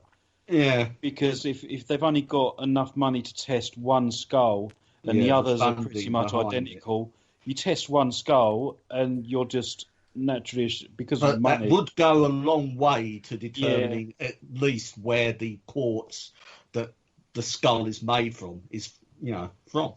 Yeah, Not I mean, if you've got spare... because there's a lot of movement with crystals. You True. know, you wouldn't If necessarily... you've got spare £130 million, I'm sure you can test them all. Yeah. But if you're sort of claiming a skull is sort of, sort of 300,000 years old or whatever, which some of these claims are, surely, and it's been said it's found in South America, and they analysed it and found that the original source was Germany. So, I mean... I understand what you're saying, but I will also go with, you can dig up quartz, it's quite an abundant material, right? Yeah. But just where the quartz has been found, which the quartz itself is going to be very old to actually be a formation itself, Mother Earth, kind of old, right? Send that to the place where they carved them, i.e. maybe Germany. You can maybe prove where the quartz came from originally, but not where it was carved or date the carving. And that's the bit that's important, not the fact that it's quartz or not.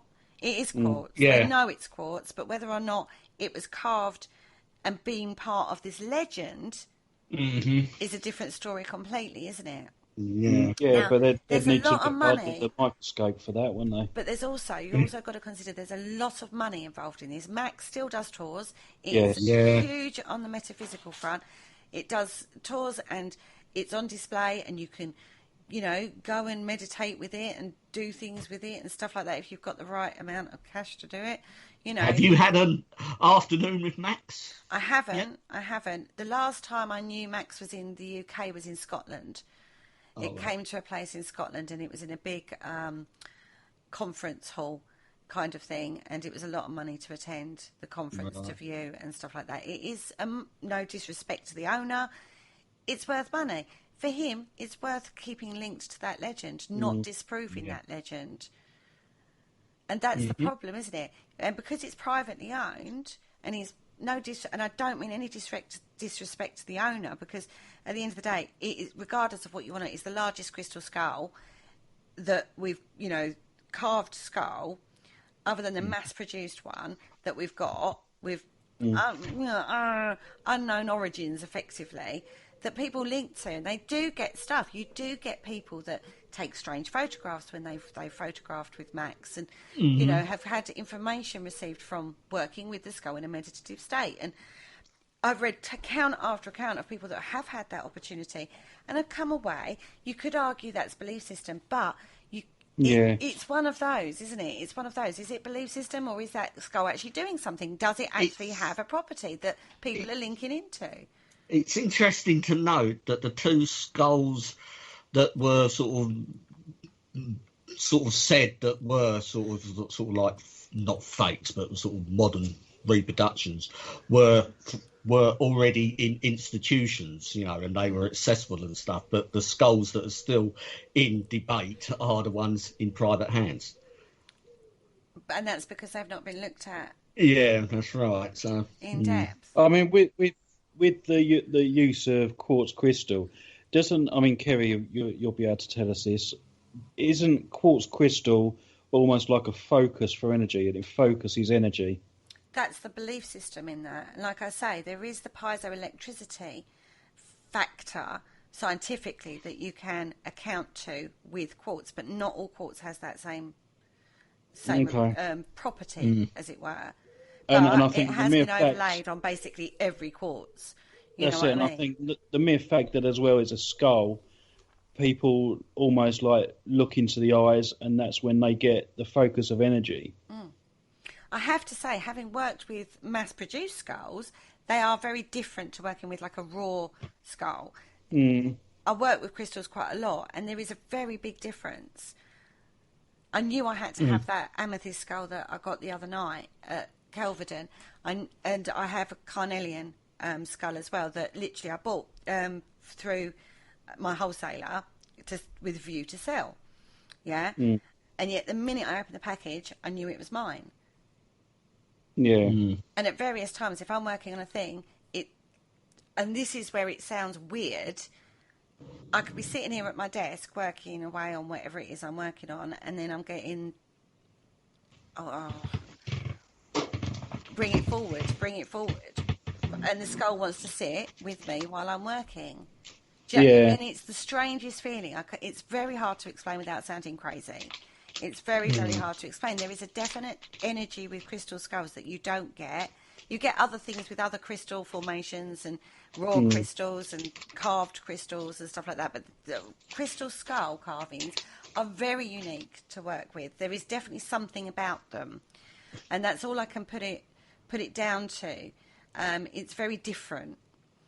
Yeah, I've noticed with some of your clients when they've purchased skulls, you know, sort of like, and they're always very pleased with them, aren't they? They seem to have a natural sort of take to them almost immediately, and even when you sell them on your live streams, people, they are probably would you say the most popular sort of item you sell? No, I wouldn't say they're the most popular, but they are popular. They were not the most popular because different things hit at different times, and skulls are very particular. I mean, I sold a fluorite skull, and the owner, the guardian now of that skull, said it winked when I was showcasing it. It winked at her, and she knew that was the moment it winked at her. She went, "I've got to have it." This girl normally resonates with amethyst every single step of the way. It'll be amethyst, amethyst, amethyst. Whereas this fluorite, I was so shocked she went for the fluorite, but she went. As soon as I saw him, I knew he was mine. And it was exactly the same when I opened the box with all the other crystals. This carnelian skull came out, and I was like, it's mine. And I'm quite resilient to that, because obviously I've got hundreds of crystals, and hundreds of crystals pass through my hands. But for one to go, I'm yours, I'm not moving on, it says a lot. Yeah. Do you know what I mean? And as I say, because I've dealt with crystals for a long, long time, I listen when they tell me stuff. You know what I mean? And I don't get a connection with every crystal that passes through my hands, but you know when a specific crystal comes to you or you see it, you've got to have it. And it will wait as well. A crystal, I've seen that before. Someone said, I love it, I just haven't got the funds right now. It'll, in next month or in a couple of months, if I've got the money, then I'll be back for it. And then in a couple of months, I go, have you got it? I go, yeah, I have. They go, it's waited for me. And it's right. It's just right. It's really strange how it works. But it does happen like that. So I can't personally just take out the spiritual, metaphysical side of this for me, having worked with it. But the science is not backing up the legend at the moment. No. And that's the problem, isn't it? I mean, let's have a look at the Mitchell Hedges skull, because we're running out of time, and I don't want to not cover the Mitchell Hedges, because this has got legends within itself, right? Now, this came out from an archaeological dig, right? Yeah. Anna Mitchell Hedges was with her father on an expedition at the lost city of Lubantum. Not Benson and Hedges, no. Not Benson and Hedges, no. Okay. Lubantum, yeah. So they're on an archaeological dig at this place, and she reckons she climbed to the highest pyramid and saw a flash in a hole that led down. They lowered her into the hole, this young girl, they lowered her down into the hole, and she brought up this skull. Yeah. It happened to be on her birthday as well, apparently, wasn't it? Yeah. What a present that is. Now, to be fair, it was found in two parts. Yeah, it took them a while to find the jawbone, didn't it? That's right. And that was actually 25 feet away from where she found the top part of the skull, right? But she brought up the top part of the skull. And amazingly carved skull.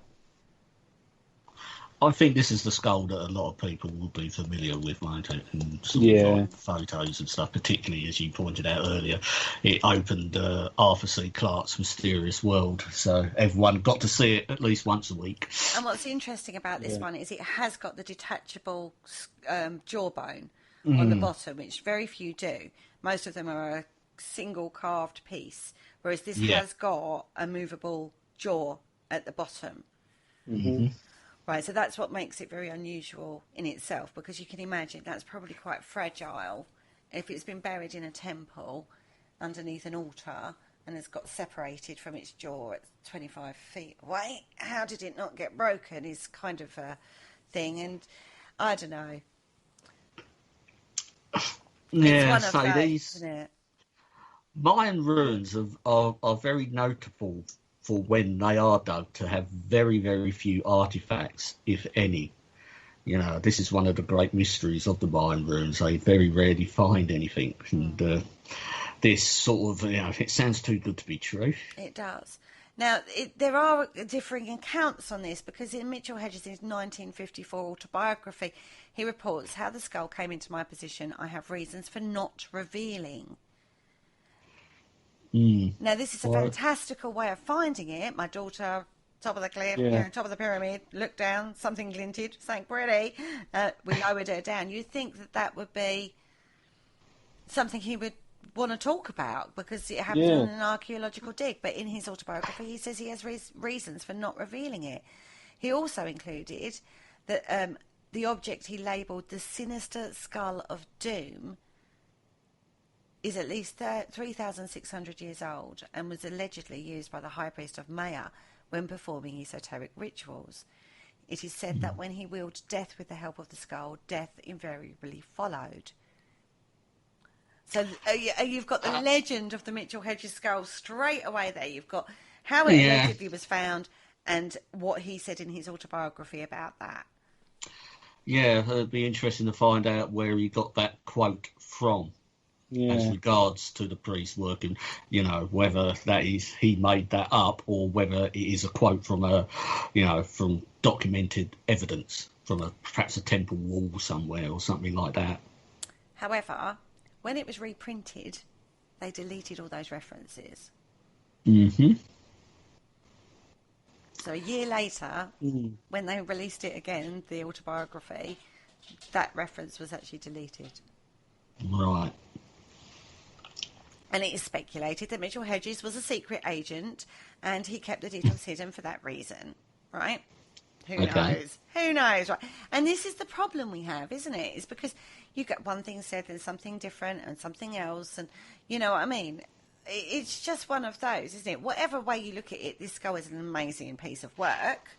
Yeah. Yes. Yeah, you can't deny that. I mean, you've got it. I mean, where it's from, or how it was made is subject to debate. But, there's no denying there is an object. Mm-hmm. There is an object, but where it came from, how it was found, all that is very, very...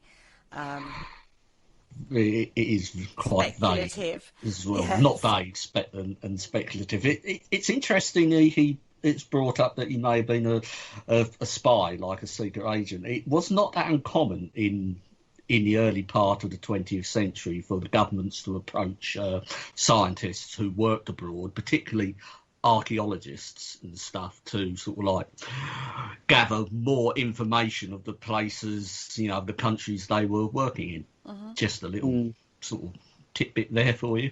But let's think about it in times like this, right? You've got, out of the skulls that we know, we've got Max, allegedly came from some form of, indigenous Mexican thing, given to a healer, an American healer, who ended up giving it to Joanne Parks, ended up in a closet.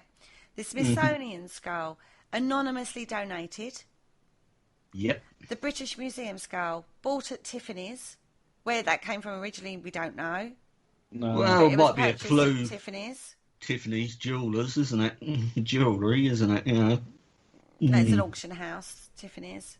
Oh, is it? I thought it was... Well, yeah, it is a jeweller's, but there is an auction house linked to that too. And then you've got the Benson. See, I'm at it now. The Mitchell Hedges. The Benson Hedges skull. We renamed it now on the Paranormal Concept Show. The Mitchell Hedges skull, which is surrounded in mystery of how it was found and where it was found and how it was discovered. And one thing says one thing, another thing says another, and no one's admitting to anything really. But again, huge amount of money involved with this one, right? Yeah. So out of all the crystal skulls we're looking at, there is nothing defined. 2 of those have been examined and discounted kind of as modern because of the contemporary markings, carving markings on them. And the 2 that we really want to kind of get our grubby little mitts on are privately owned collectors, and they make a lot of money out of. Yeah. Yeah.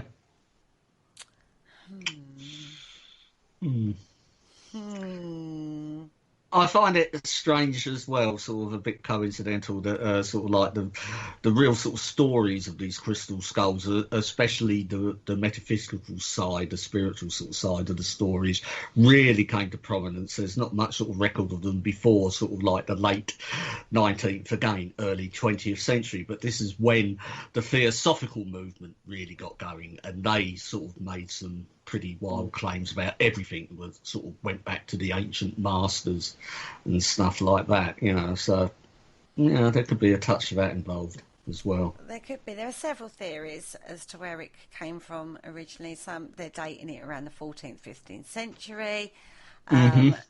one hypothesis is that it was a roughly sculpted in one era, modified in another. So that could be why it's turned into what it is and why there's little damage on it. Another person says it could be as old as 12,000 years old, but you can't prove that. I think to hand polish a piece like that would take some doing. But then I can't discount that either, because look at some of the other artifacts that have come out.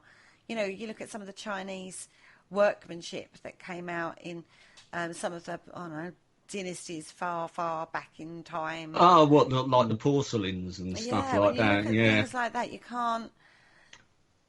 Can you discount it? Maybe it was Chinese in origin.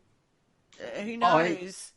I think the problem with crystal skulls is sort of like what some people an attribute to them is the sheer age some people claim they are, which is quite you sort of look at it logically. I mean, it's quite fanciful.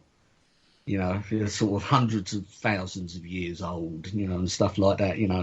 And even I find it difficult to get my head around that concept. There is even a legend that the skull, this is the Benson Hedges skull, the Mitchell Hedges skull, was actually brought back from the Holy Land by the Knights Templar during the Crusades.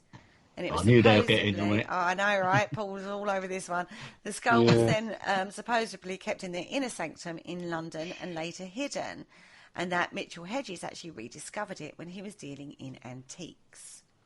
So he didn't actually find it on an archaeological dig, and his daughter wasn't lowered down a pyramid. And that's just a nice story to add weight to this beautiful skull. It's just, who knows, right? But then the Knights Templar seem to get blamed for a lot of artefacts.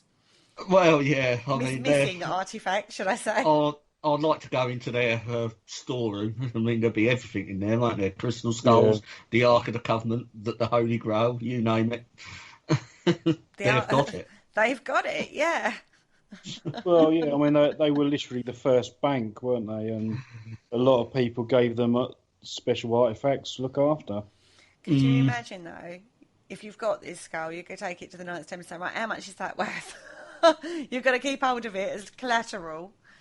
Yeah, because I think, the story that it was held in their sort of church in London, because it was, I believe because it's believed that the Knights Templar did venerate the head of John the Baptist, didn't they? And I believe that's a sort of connection they're trying to sort of... So even there, they're still trying to overlay some sort of mystical connection with the skull. I think whatever way we want to look at this, it's a crazy thing to think, isn't it? That 13 skulls will come together and download huge amount of knowledge and bring planetary knowledge to the Earth, and we need to be ready for that as a planet in our own right, and that these skulls are out there, but nothing we're coming up with is actually backing up that legend. And these skulls, although fantastic pieces of work, and the stories behind them are absolutely amazing in their own right, is crazy. But as I say, I go back to my spiritual roots on this. When I'm working with crystal skulls, modern carved crystal skulls, to this day, there is definitely something different about them. And it's everybody I know who owns a crystal skull would say the same. There's new carvings of skulls, crystal skulls coming out. So we've got dinosaur carving skulls, T-Rex crystal skulls. Oh, right. Now this is a new thing. They're absolutely freaking phenomenal. The carving in them is crazy.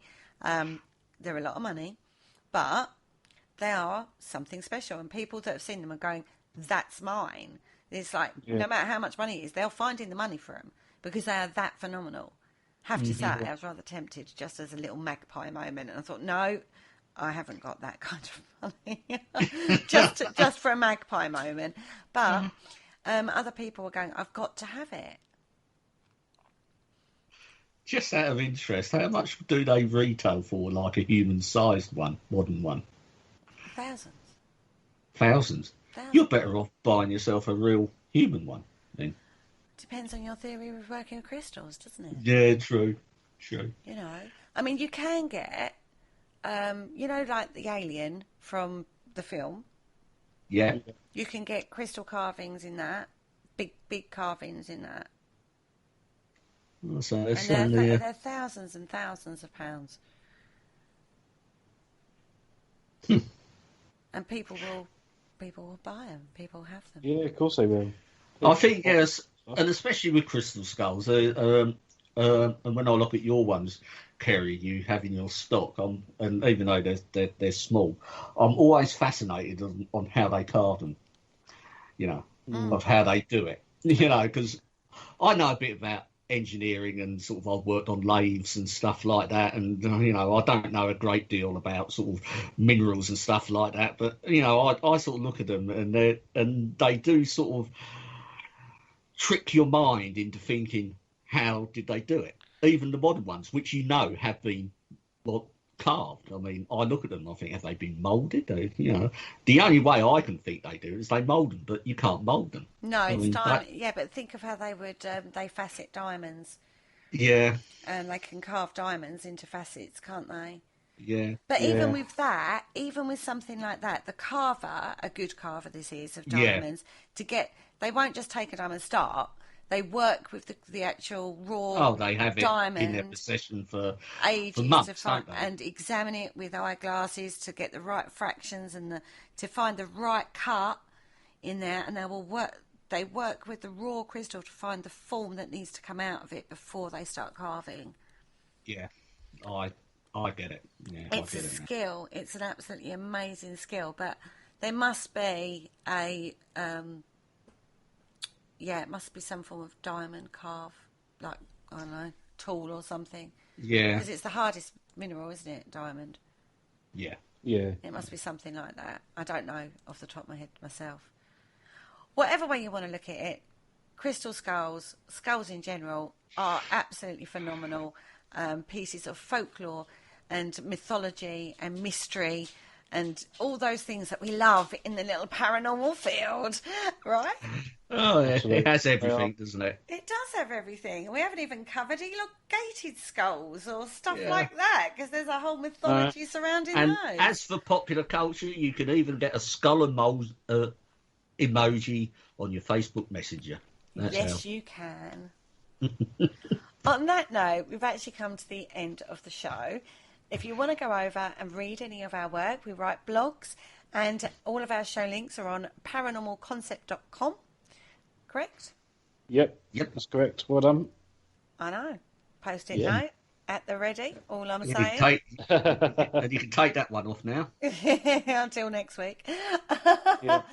And we are going to try and get a metaphysical person, like a spiritual person who works closely with skulls, to give us his perspective on it for a future show. So watch this space. We haven't quite finished with the skull subject just yet. No, we've still got elongated skulls and all the others to go yet. Yeah, I know, right? It's still a whole area left to discover with this one.